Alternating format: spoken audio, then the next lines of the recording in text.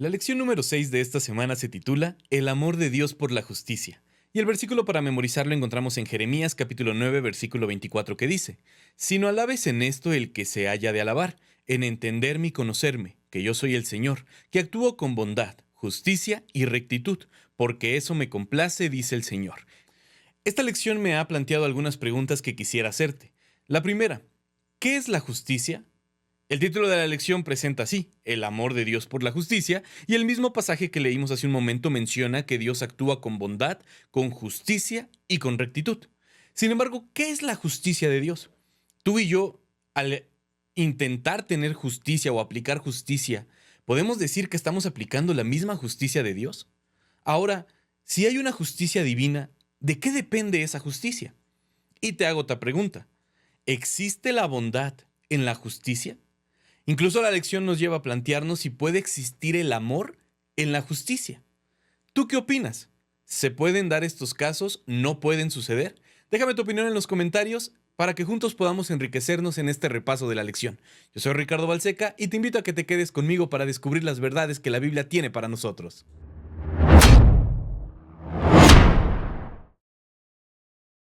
En la primera parte de la lección podemos encontrar el título Amor y Justicia. Y la lección nos lleva a tres pasajes que quisiera que juntos pudiéramos analizar. El primero de ellos, Salmos 33:5. Él ama la justicia y el juicio. De la misericordia de Jehová está llena la tierra. Algo muy interesante y creo que responde a una de las preguntas que te planteaba en la introducción es que la justicia, como la misericordia o el amor, no pueden separarse, no pueden caminar por lugares separados. El amor y la justicia son inseparables a lo largo de la Biblia.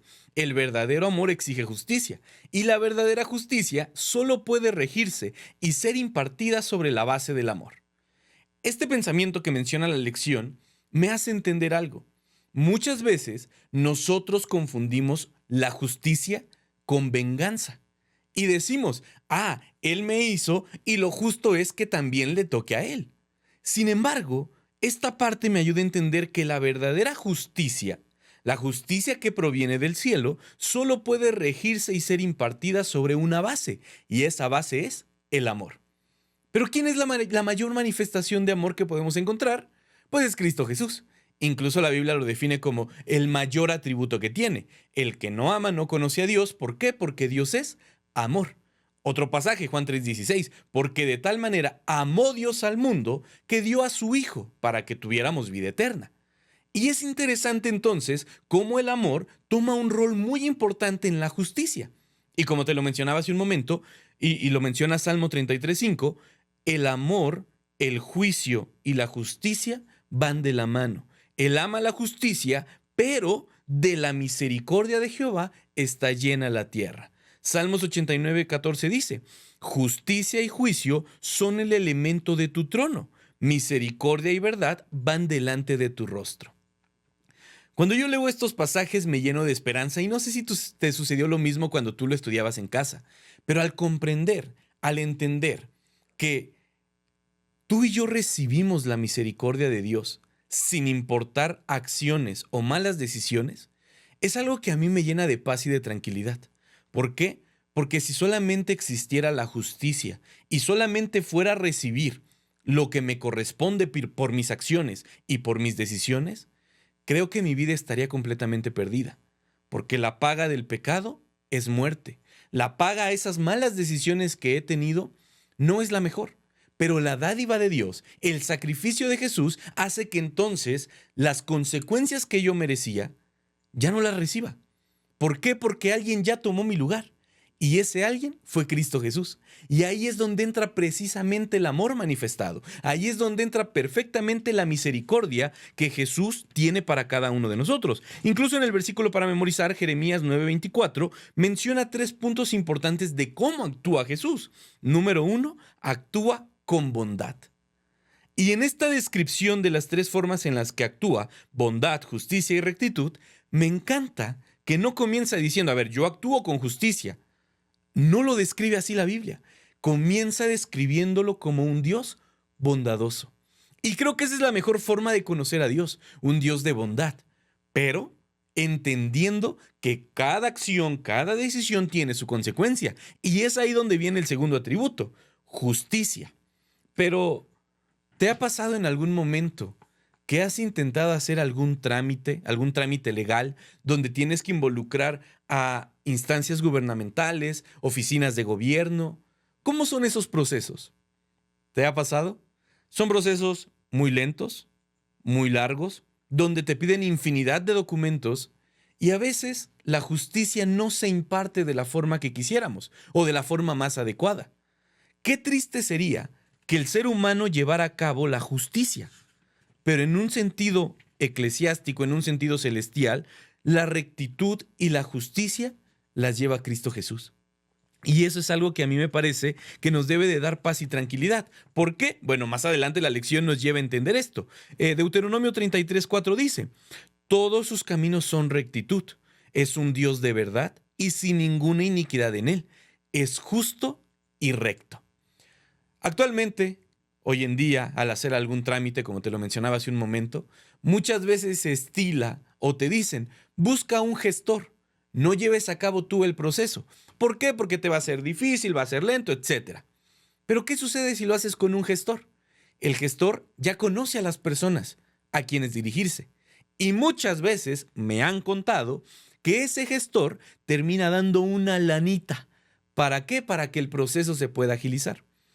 En otras palabras, a veces nos pasa que para que algún proceso se pueda llevar a cabo con éxito o con mayor facilidad, se hace un soborno. ¿Te imaginas qué triste y lamentable sería que en nuestro juicio lo llevara un ser humano corrupto que pudiera recibir sobornos? Incluso no sé si te ha pasado cuando llevas a verificar el carro.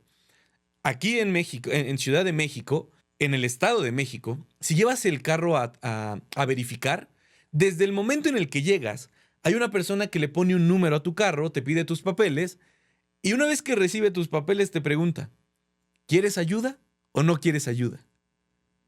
¿A qué se refiere? Bueno, a que si le das una lana, aunque tu carro no esté bien, no ande en los parámetros necesarios para poder circular diario, ellos le dan un brinquito. ¿Por qué? Porque tu carro no pasaba la verificación y entonces ellos te ayudan para que puedas obtener la verificación cero. ¿Todo por qué? Porque diste un dinerito. Pero con Dios no sucede así. Con Dios no pueden existir los sobornos. A Dios no podemos decirle: ay, échame la manita, te doy tantita lana y olvidamos esto. Así no sucede. Con Dios las cosas son claras. Todos sus caminos son rectitud. Es un Dios de verdad y sin ninguna iniquidad en él. Es justo y recto. Salmos 92:15 dice: Jehová mi fortaleza es recto. En él no hay ninguna injusticia. Y cuando leo estas palabras de la injusticia, la justicia, recuerdo mucho el Salmo de Asaf, el Salmo 73. Yo no sé si lo has leído, pero si no lo has hecho, te invito a que lo hagas y puedas entender el dilema en el que se encontraba Asaf. Asaf decía en pocas palabras que veía la maldad, la iniquidad de las personas y veía cómo prosperaban, veía cómo les iba bien. Y entonces se cuestionaba si realmente existía la justicia. Se cuestionaba si realmente era un Dios justo, porque Asaf decía: a ver, Señor, yo me porto bien, yo guardo los mandamientos y no me va bien, no me va como a esos gordos ricachones, así lo menciona Asaf. Y a esos que desobedecen, que hacen lo incorrecto, prosperan, no tienen enfermedades, y yo que trato de hacer las cosas bien, me va mal. Incluso podríamos ver tal vez el caso de Job. Job, dice la Biblia, que era un hombre perfecto ante los ojos de Dios. Y aunque era un hombre perfecto, perdió a su familia, perdió su ganado, perdió sus riquezas, lo perdió todo, incluso la salud. A tal grado que su misma esposa le dice: maldice a tu Dios y muérete. Imagínate el contexto en el que se encontraba Job para poder recibir las palabras de su mujer. Era un contexto completamente difícil, fuerte, que pudiéramos pensar injusto, porque si era perfecto ante los ojos de Dios, andaba en rectitud, ¿por qué le pasó eso? Y lo comparamos con lo que dice Salmos 92:15, Jehová mi fortaleza es recto, en él no hay injusticia. ¿Cómo entonces tú y yo podemos concebir que si me porto bien, pues no siempre me va mal? Y al que hace mal, al que obra mal, al que roba, al que asalta, al que incluso hace maltrato familiar, pareciera ser que les va mejor.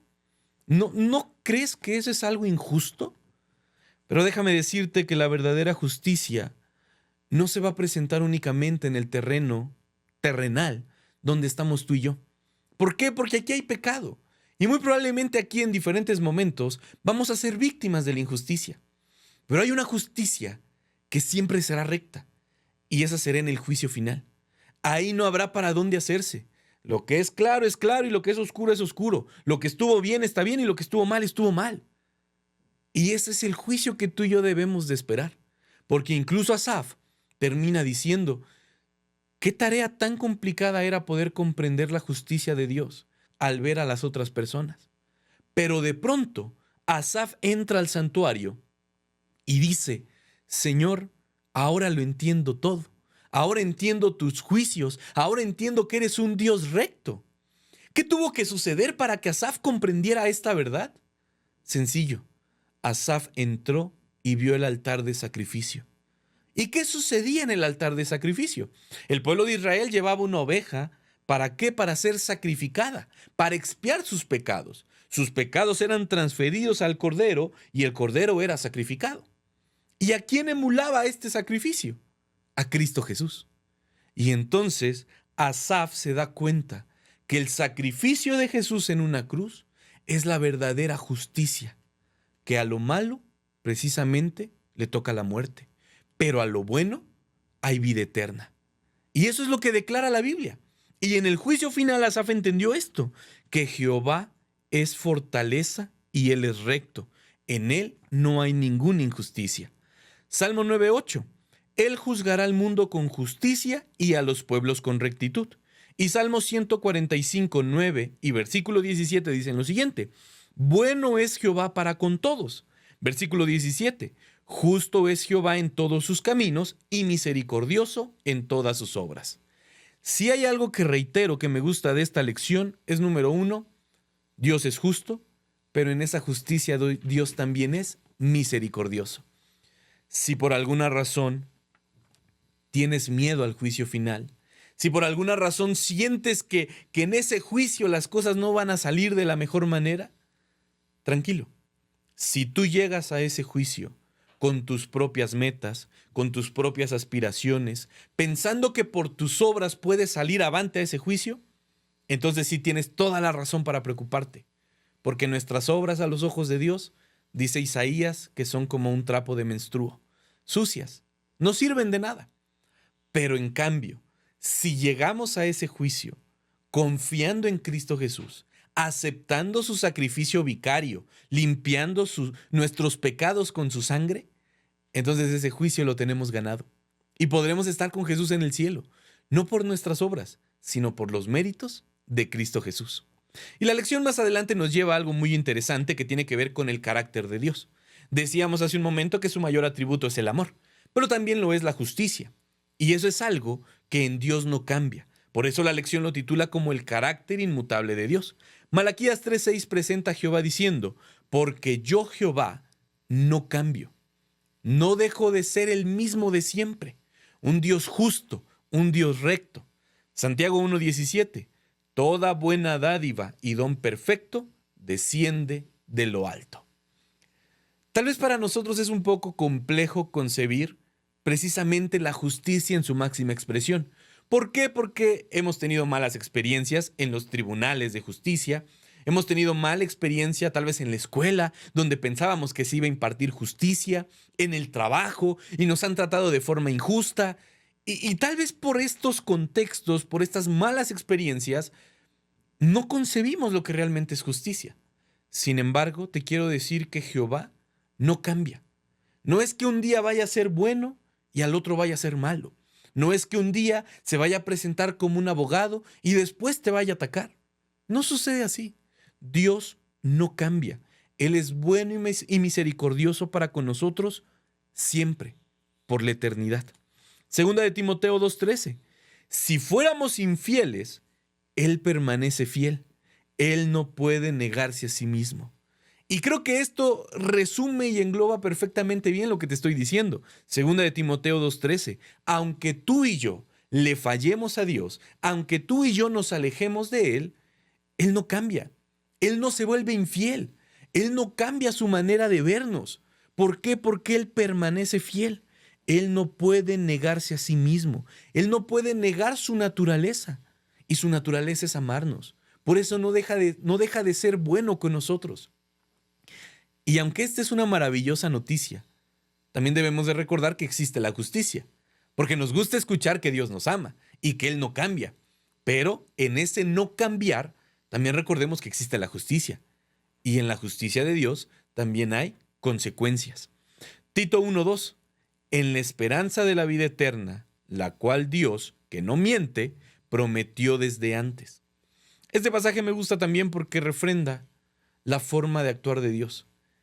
Y me gusta cómo lo menciona la Biblia, en especial Tito 1:2, porque menciona que Dios no miente. Dios no nos engaña. Dios no es charlatán. Entiendo lo que puedes estar pensando. ¿Cómo voy a confiar en alguien que ni siquiera puedo ver?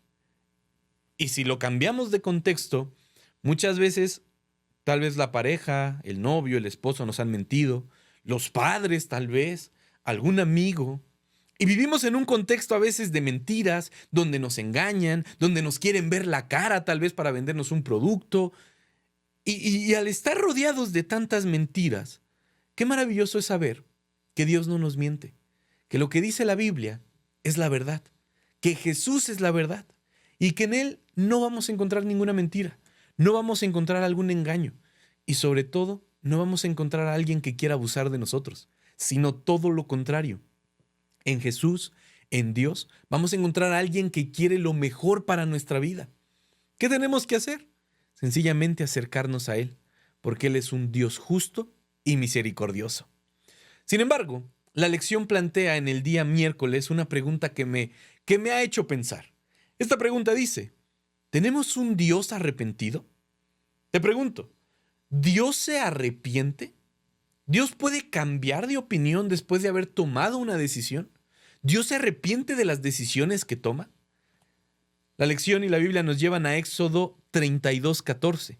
El pasaje dice, Jehová se arrepintió del mal que dijo que había de hacer a su pueblo. La semana pasada hablábamos de Jonás. ¿Te acuerdas lo que había dicho Jonás? Jonás quería irse a Tarsis en lugar de irse a Nínive, porque decía, a ver, tú me estás diciendo que vaya y predique y que si ellos no cambian, tú vas a terminar con ellos. Pero yo, Jonás, sé que si ellos se arrepienten, vas a cambiar tu parecer y vas a perdonarlos. ¿Se arrepintió Dios de lo que quería hacerle a los ninivitas? Otro ejemplo, el pueblo de Israel. Otro ejemplo, el diluvio. Dios dice en la Biblia que se arrepintió de lo que había hecho y puso una señal. Le dolió en su corazón lo que estaba sucediendo, sí. La maldad era grande. Pero Éxodo 32:14 dice, Jehová se arrepintió del mal que dijo que había de hacer a su pueblo. Otro texto, parafraseando lo que dice Jeremías 18:4, la Biblia menciona que Dios se arrepiente del mal o del bien que habría de hacerle al ser humano. Pero, ¿cómo sucede esto? Bueno, las acciones de Dios también están ligadas a nuestro comportamiento. Así como Dios puede decidir cambiar y ya no hacer el mal al ser humano, porque el ser humano se arrepiente, Dios también puede cambiar y decir, ya no le voy a hacer el bien, porque ellos se han apartado de mí. ¿Pudiéramos decir que hay un Dios que también se arrepiente? La Biblia lo declara y dice que sí. ¿Pero de qué depende? De nuestras acciones, de nuestras decisiones. Y me encanta cómo lo expresa Jeremías 18:4, porque al final Dios nos ve como vasijas de barro. Y Dios menciona que así como el alfarero puede moldear y hacer algo precioso, Dios también puede moldear nuestra vida. ¿Qué sucede con el barro? El barro sencillamente ahí está dispuesto para que lo moldeen. Y esa es la misma actitud que tú y yo deberíamos de tomar con Dios. Permitir que Dios moldee nuestra vida para poder ser diferentes. Si tú y yo nos arrepentimos, si tú y yo cambiamos, entonces Jehová se arrepiente del mal y entonces nos bendice. Por el contrario, si las cosas iban pintando bien y estábamos actuando de buena manera y lo cambiamos y decidimos hacer el mal, también Dios puede arrepentirse y cambiar su forma de pensar y decir, ok, Él no quiere mi bendición, pues me aparto de Él. Y precisamente está muy ligado a lo que veíamos la semana pasada. Dios está constantemente llamándonos, buscándonos, hasta el último momento. Y se aparta solamente cuando Él ya buscó, Él ya insistió y nosotros decidimos alejarnos de Él.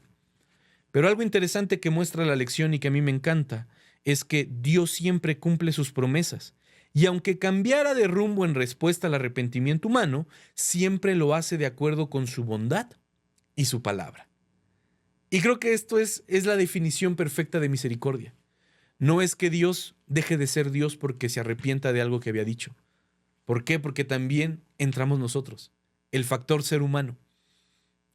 Y en ese sentido, quiero invitarte a que tú y yo pudiéramos reflexionar en nuestra vida. Y si hay algo que estamos haciendo mal, arrepentirnos y cambiar nuestra forma de actuar. Llegamos a la conclusión de este repaso, donde la lección nos invita a aferrarnos al amor y a la justicia de Dios. Mateo capítulo 5, versículos 43 al 48. Quisiera detenerme en dos pasajes en específico. Primero el versículo 44. Jesús dijo, amad a vuestros enemigos, bendecid a quienes los maldicen, haced bien a quienes os aborrecen y orad por los que os ultrajan.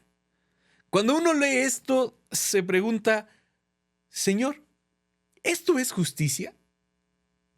¿Esto es lo que tú esperas de nosotros?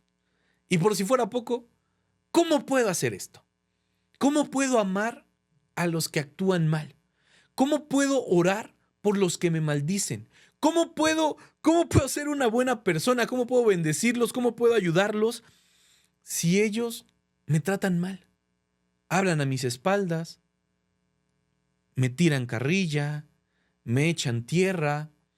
Mi compañero del trabajo no me dieron el ascenso porque él habló mal de mí. Mi amigo habló mal de mí con mi novia y me ocasionó problemas. ¿Cómo puedo orar por ellos? ¿Cómo puedo hacerles el bien si actúan mal hacia mí? Si sus actitudes hacia mí son malas. Bueno, el versículo 46 dice, porque si amas a los que te aman, ¿qué recompensa tendréis? ¿Qué de bueno tiene lo que estás haciendo? Amar a los que te aman. Eso todos lo pueden hacer. Ese no es el desafío. Amas a tus padres, amas a tus hermanos, amas a tus amigos. ¿Por qué? Porque pues, es familia, son amigos, te cuidaron, están para ti. Todos podemos amar a quien nos hace el bien, pero el verdadero reto está en lo que hizo Jesús en una cruz. Jesús, a pesar de que fue ultrajado, a pesar de que fue llevado a una cruz, a pesar de que lo abofetearon, le escupieron, Jesús decidió dar su vida por amor a nosotros. Y sí, pareciera algo completamente ilógico, porque podría sonar a algo injusto. ¿Cómo es que Jesús, haciendo el bien a la humanidad hizo todo lo contrario? No lo aceptó, le pidieron a Pilato que fuera crucificado. Pero es que ese es el amor de Dios, y esa es la verdadera justicia, la que proviene del amor. Y Jesús la manifestó en su máxima expresión estando en la cruz.